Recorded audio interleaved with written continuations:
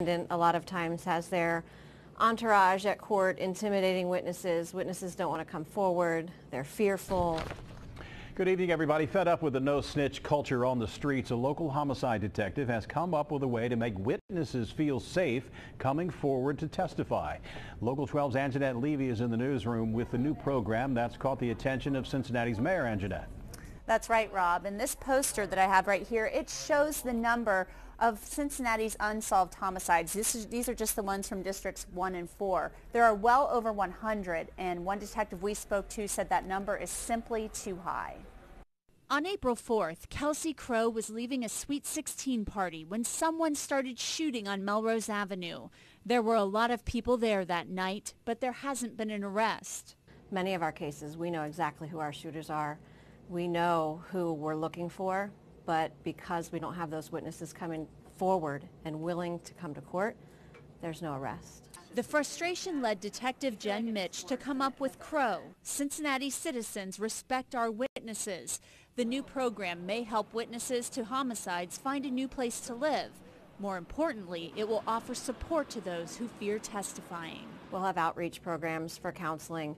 We will have things to make them more comfortable when they come to court. We'll be able to help them with transportation. Victims advocate Karen Rumsey sees the pain families go through as time passes without an arrest. A lot of families feel as though if there's a suspect that's arrested, if there's a court case, then at the end of that will bring some closure, because basically all they're looking for is just answers. Hope Dudley has been searching for answers since 2008 when her son Chaz was murdered.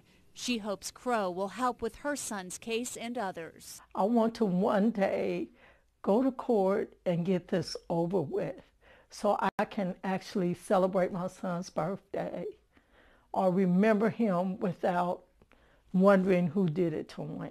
Dudley says someone always knows something. The hope is that they'll now feel comfortable enough to speak up. We think that if we can get the community behind them in numbers, in rallies, that no snitch mentality can be broken down, because they know they're not going to be alone. Now, Mayor Cranley heard about this program, and he will ask City Council to provide $200,000 to help pay for it. The program is still very much in its infancy, so homicide detectives are looking for volunteers who want to help and be a part of it. Maybe they have something to offer, like an apartment that a witness could rent, or maybe they're willing to provide transportation for a witness who needs to get to court. Anyone who wants to volunteer can call the Criminal Investigation Section. That number is on your screen. It's 352-3542. Rob? And Jeanette, I've had homicide detectives tell me that if they could get people just to talk from the streets, they could solve almost 100% of their cases. Has that been your experience? Yeah, I think that really is the case, Rob. And imagine the frustration. They say a lot of times they know who did it. The case isn't all unsolved. They just don't have that piece of the puzzle, that person willing to get up on the stand. So really that's all it takes. And obviously it's a lot to ask, especially when somebody does feel intimidated or they do feel fearful. But really it's about breaking that no snitch mentality and really looking at this as the right thing to do and bringing a family some peace who really needs it. And Jeanette, thanks very much. If you have any information about Kelsey Crow's murder or any other unsolved homicide for that matter, you can get a cash reward by calling Crime Stoppers at 352-3040.